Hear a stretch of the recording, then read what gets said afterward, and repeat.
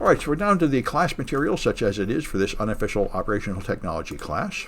I appreciate you people being here so I can test it out here. And so this is the next to last class.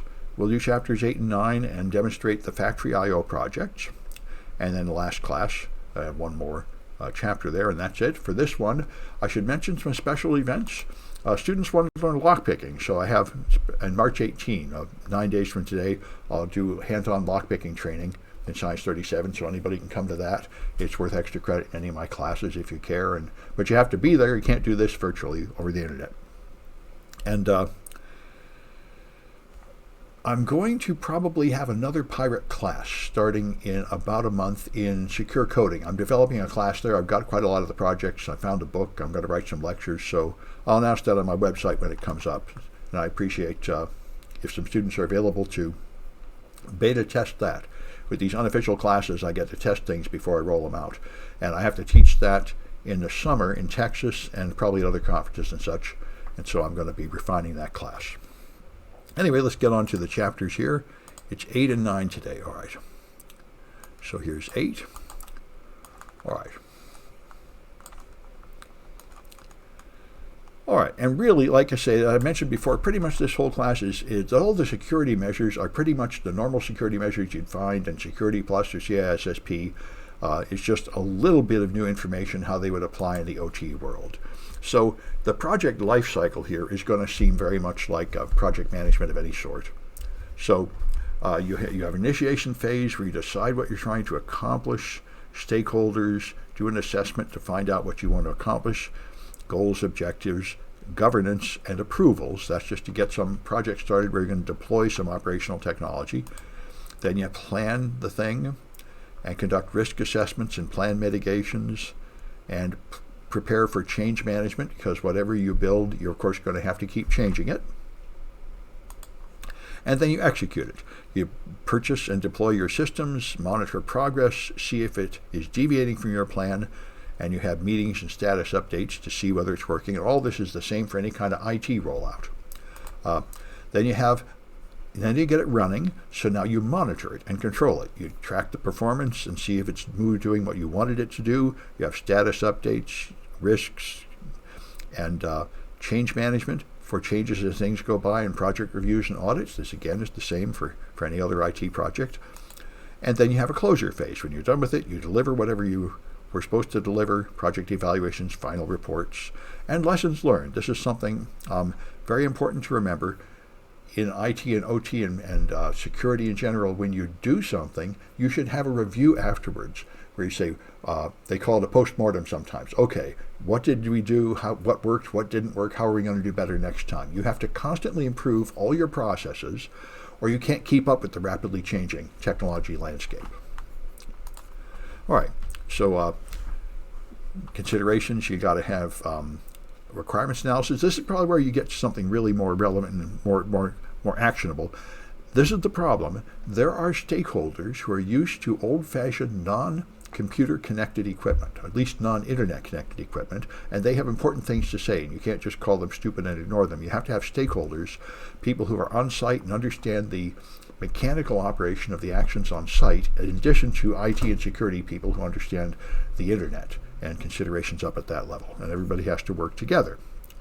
So you have to consider your integrations, interoperability requirements, regulatory and compliance requirements, and all these things are pretty important, and where you have the real issues here.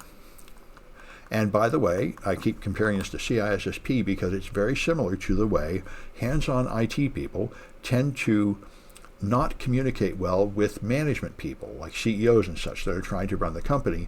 They're thinking at a different level, they're talking a different language, they don't know the details of your language, and yet you have to work with them cooperatively and respectfully. And that is something difficult for IT people.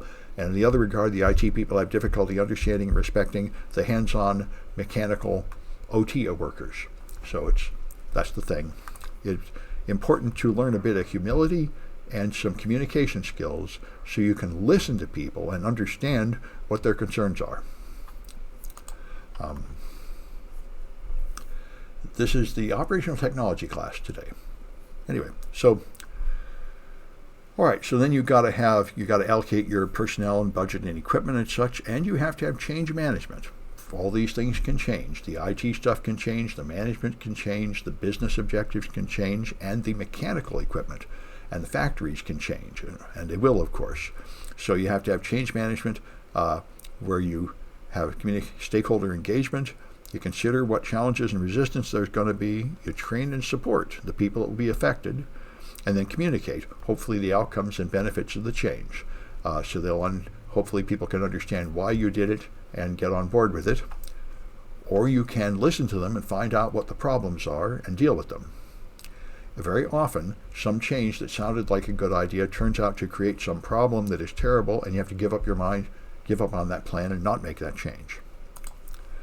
So you consider the requirements, you gauge existing infrastructure and decide what has to change, define your specifications and interoperability and, again, regulatory and compliance, the sort of thing. And then you have to have risk assessment and various security measures employed, which may be access control, encryption, intrusion detection systems like Splunk, Splunk is not an IDS, but it's part of an IDS program. That's an instant response plan. And you have to monitor and evaluate the effectiveness of your risk mitigation at any other level. None of your risk controls are perfect. Some bad things are getting through, and you have to consider that. Monitor it and see if the amount of bad trouble that's getting through is acceptable or not. And you have to consider your vendors. This is a big problem at every level. Everybody is outsourcing and using third-party companies for hardware, for services, and for many other things. So you have to judge your vendors on their reputation, get contractual agreements, have communication channels, and consider the security requirements. And these days, of course, consider the supply chain, an ever-increasing problem becoming up more and more important over the last several years.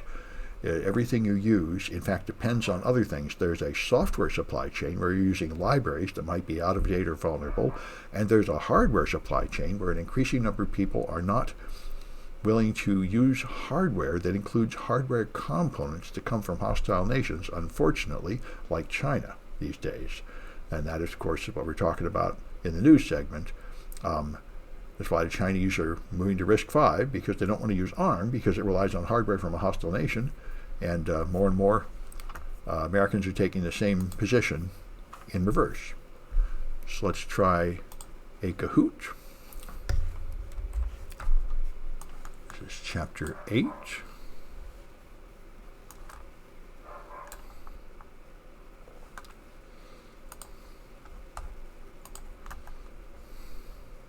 There it is.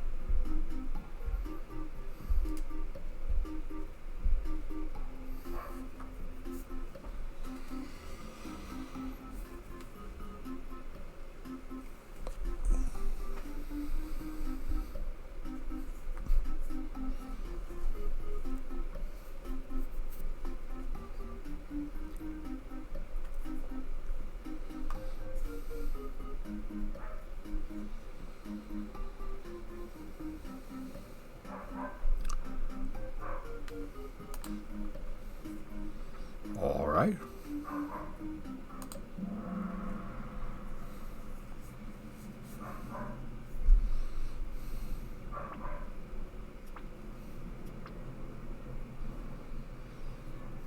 All right. So what part of the project includes risk management?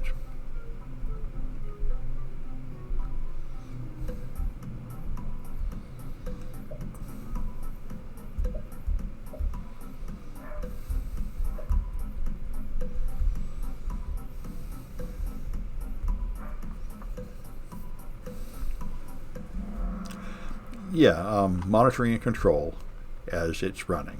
All right, good.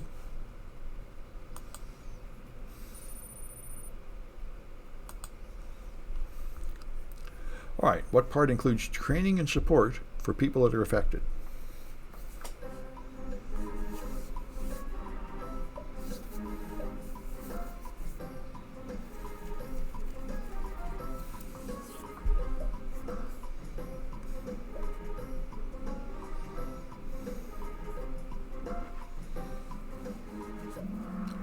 As part of change management, when you change things, then you have to train your staff to deal with the change. This is really what we're all going through with the rollout of AI.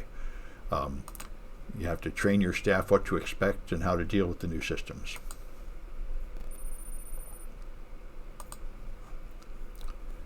All right, and what part includes implementing security measures?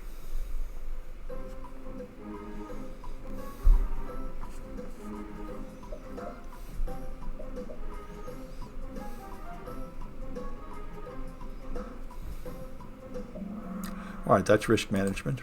All right, so